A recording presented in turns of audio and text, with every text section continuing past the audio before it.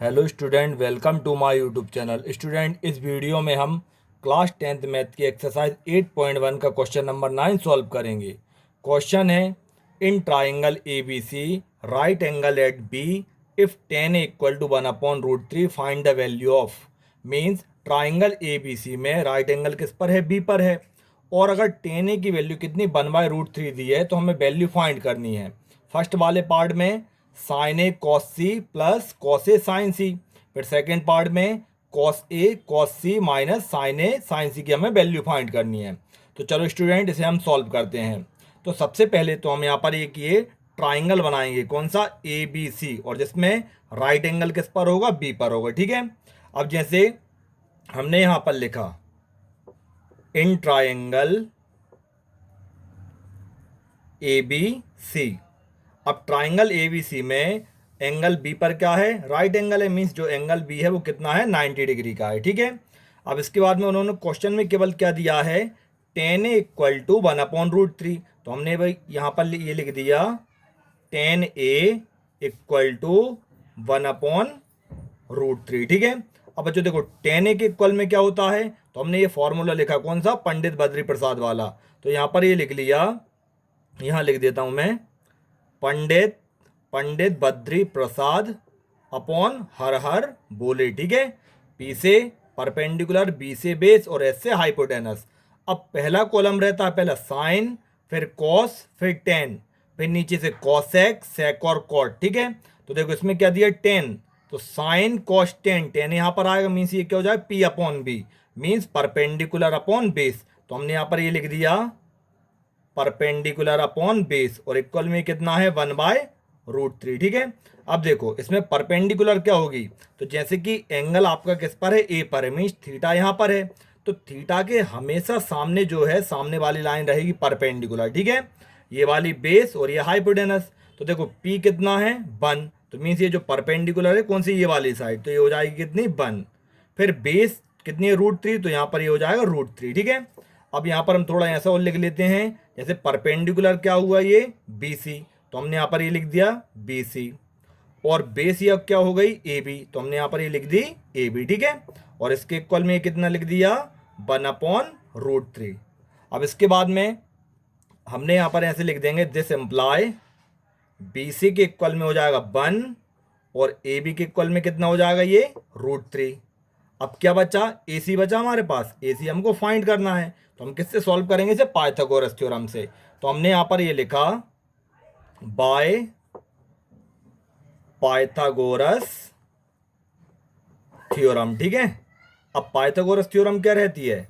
तो Pythagoras theorem रहती है हाइपोटेनस स्क्वायर के इक्वल में perpendicular square plus base square. ठीक है। अब देखो हाइपोटेनस क्या है? तो ये वाली साइड कौन सी? ए सी, ये रहेगी हाइपोटेनस। तो हमने यहाँ पर ये लिख दिया ए सी का स्क्वायर। परपेंडिकुलर साइड कौन सी रहेगी? ये बी सी। तो यहाँ पर ये बी सी का स्क्वायर, और बेस क्या रहेगी? A B. तो यहाँ पर ये ए बी का स्क्वायर। ठीक है। अब देखो ए सी कितनी है? ए सी तो दी नहीं है, ए सी हमको फाइंड करना है। तो हमने यहाँ पर ये लिख दिया ए सी का स्क्वायर। अब बी सी कितना है? 1। तो यहाँ पर ये 1 का स्क्वायर। और ए बी कितना है? तो देखो ये ए बी है कितना? √3। तो हमने यहाँ पर ये लिख दिया √3 का square. A C square as it is. फिर यहाँ पर 1 का स्क्वायर कितना होता? 1, और √3 का स्क्वायर मीन्स √3 का मल्टीप्लाई √3 से करेंगे। जैसे ये √3 इंटू √3। तो जब भी दो रूट वाले नंबर जो कि सेम हो उनका मल्टीप्लाई करते हैं, तो रूट हट के केवल ये वो जो नंबर रहता है उसका वही का वही आंसर हो जाता है। ठीक है। मीन्स √3 का √3 से मल्टीप्लाई करेंगे तो यहाँ पर केवल 3 आएगा। तो ये हो गया कितना? 3। अब यहाँ पर ए सी स्क्वायर बराबर 3 और 1 कितना हो जाएगा? 4 हो जाएगा। फिर ए सी बराबर इसका ये स्क्वायर हटेगा तो इस पर क्या चढ़ जाएगी? रूट, और 4 की रूट कितनी होती है? 2। ठीक है। तो दिस मीन्स दैट ये जो ए सी है वो कितना निकल आए? 2। अब ए सी मीन्स ये जो हाइपोटेनस है ये वाली, ये कितनी हो गई हमारी? 2 हो गई। ठीक है। इतना क्लियर है पहले? अब जो देखो फर्स्ट पार्ट दिया है इसका, साइन ए, यहाँ पर कोई साइन नहीं मीन्स मल्टीप्लाई के साइन इनटू। तो sine A into cos C plus cos A into sine C. तो देखो सबसे पहले हमने देखा साइन ए, तो साइन बराबर क्या होता है? ये पहला कॉलम साइन तो ये होगा पी अपॉन एच, तो हमने यहाँ पर ये लिख दिया परपेंडिकुलर अपॉन हाइपोटेनस। फिर यहाँ पर कॉस, तो साइन के बाद में कॉस, तो ये होगा क्या बी अपॉन एच। फिर प्लस कॉस के बराबर में यही बी अपॉन एच, यहाँ पर इनटू, और साइन के बराबर में क्या पी अपॉन एच, इतना लिख दिए। ठीक है, अब देखो साइन ए मीन्स थीटा कहाँ पर है, ए पर है, एंगल ए पर है, तो एंगल जहां पर है उसके सामने वाली साइड कहलाएगी परपेंडिकुलर। तो इसमें देखो पहले है पी, तो ये परपेंडिकुलर क्या रहेगी बीसी, तो हमने यहाँ पर ये लिख दिया बीसी, और हाइपोटेनस क्या रहेगी एसी। ठीक है, इसी तरह यहाँ पर अब देखो कॉस सी मीन्स एंगल जो है टेंजेंट यानी जो आपकी थीटा है वो सी पर है, तो थीटा के सामने हमेशा परपेंडिकुलर रहेगी। अगर ये परपेंडिकुलर है ये वाली ए बी, तो सिंपल ये तो हाइपोटेनस है, हाइपोटेनस कभी भी चेंज नहीं होगी, तो ये परपेंडिकुलर है, तो जो बी सी रहेगी वो क्या हो जाएगी बेस। ठीक है, तो इसमें कॉस सी में हम यहाँ से देखेंगे ये परपेंडिकुलर और ये बेस, तो यहाँ पर बेस हो जाएगी क्या बी सी, और हाइपोटेनस तो क्या रहेगी ए सी रहेगी। इसी तरह यहाँ पर प्लस, अब देखो कॉस ए मीन्स यहाँ से देखना हमको। ठीक है, तो ये अगर एंगल यहाँ पर है तो ये परपेंडिकुलर और ये बेस है, तो यहाँ पर क्या है बी मीन्स बेस, तो बेस इसमें क्या रहेगी ए बी, और हाइपोटेनस क्या रहेगी ए सी। इसी तरह साइन सी, अब एंगल यहाँ पर आ गया साइन सी। ठीक है, तो साइन सी मीन्स ये सामने वाली, जैसे यहाँ से देखेंगे तो ये रहेगी क्या परपेंडिकुलर, ये है ना पी अपॉन एच, तो इसके सामने परपेंडिकुलर हो जाएगी ए बी, और हाइपोटेनस क्या हो जाएगी ए सी। ठीक है, इतना आया। अब बच्चों देखो यहाँ पर BC, तो BC की वैल्यू कितनी है 1, तो हमने यहाँ पर ये लिखा 1, और AC की वैल्यू कितनी है 2। फिर इसी तरह यहाँ पर 1 और अपॉन में 2। ठीक है, फिर यहाँ पर ये प्लस, अब देखो AB की वैल्यू कितनी है √3, तो ये √3, और AC की वैल्यू कितनी है 2। फिर यहाँ पर भी AB की वैल्यू √3 और AC की वैल्यू कितनी है 2, इतना हो गया।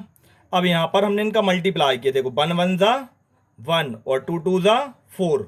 फिर यहाँ पर √3 का √3 से करेंगे तो कितना आएगा 3, और नीचे 2 2 ज़ा 4, इतना निकला है। ठीक है, तो यहाँ पर ये कितना आया 1/4 और प्लस का 3/4।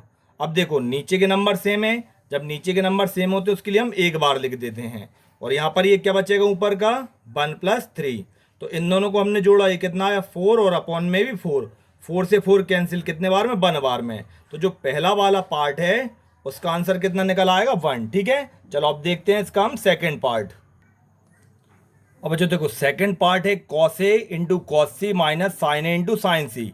तो कॉस के इक्वल में क्या होता है, तो ये फार्मूला ध्यान रखना, तो साइन कॉस, तो कॉस के इक्वल में होगा बी अपॉन एच, तो हमने यहाँ पर ये लिख दिया बी अपॉन एच इंटू, फिर कॉस सी में भी वही हो जाएगा बी अपॉन एच। फिर साइन थीटा बराबर में क्या होता है, तो परपेंडिकुलर अपॉन हाइपोटेनस, फिर यहाँ पर इनटू ये भी परपेंडिकुलर अपॉन हाइपोटेनस। अब देखो सबसे पहले कॉस ए मीन्स यहाँ से देखेंगे हम एंगल, तो कॉस ए में ये सामने रहेगी परपेंडिकुलर और ये रहेगी बेस, तो देखो बी अपॉन एच मीन्स ये ए बी अपॉन ए सी, तो हमने यहाँ पर ये लिख दिया ए बी अपॉन ए सी। ठीक है, फिर कॉस सी यहाँ से देखेंगे तो ये परपेंडिकुलर और ये वाली बेस, तो बेस क्या हो जाएगी बी सी, तो यहाँ पर आएगी बी सी, और हाइपोटेनस तो बोई की बोई रहेगी। इसी तरह साइन ए यहाँ से देखेंगे तो ये परपेंडिकुलर सामने रहेगी हमेशा। ठीक है, तो ये क्या हो जाएगी बी सी, और हाइपोटेनस क्या है ए सी। फिर साइन सी मीन्स यहाँ पर है एंगल, तो साइन सी मीन्स सामने परपेंडिकुलर रहेगी क्या ए बी, तो यहाँ पर ये हो जाएगा ए बी अपॉन हाइपोटेनस तो वही की वही रहेगी। अब इनमें हम वैल्यू पुट कर देते हैं, तो देखो ए बी की वैल्यू कितनी है √3, और ए सी की वैल्यू 2 इंटू बी सी की वैल्यू क्या है 1। ठीक है, और ए सी की वैल्यू क्या है 2, यहाँ माइनस बी सी की वैल्यू क्या है तो 1। ठीक है, फिर ए सी की वैल्यू क्या है 2 इंटू ए बी की वैल्यू √3 और ए सी की वैल्यू क्या है 2। ठीक है, इतना कर लिया। अब इनका मल्टीप्लाई कर दो, √3 का 1 में किया तो कितना आया √3, फिर 2 2 ज़ा 4, यहाँ माइनस 1 का √3 में किया तो कितना आया √3, और 2 2 ज़ा 4। ठीक है, अब देखो ये पॉजिटिव है ये नेगेटिव, तो ये आपस में क्या होगा कैंसिल, क्या बचा 0। तो इस तरह से ये जो सेकंड पार्ट है उसके आंसर क्या निकला 0। ठीक है, तो इस तरह से स्टूडेंट हमें ये क्वेश्चन सॉल्व करना है।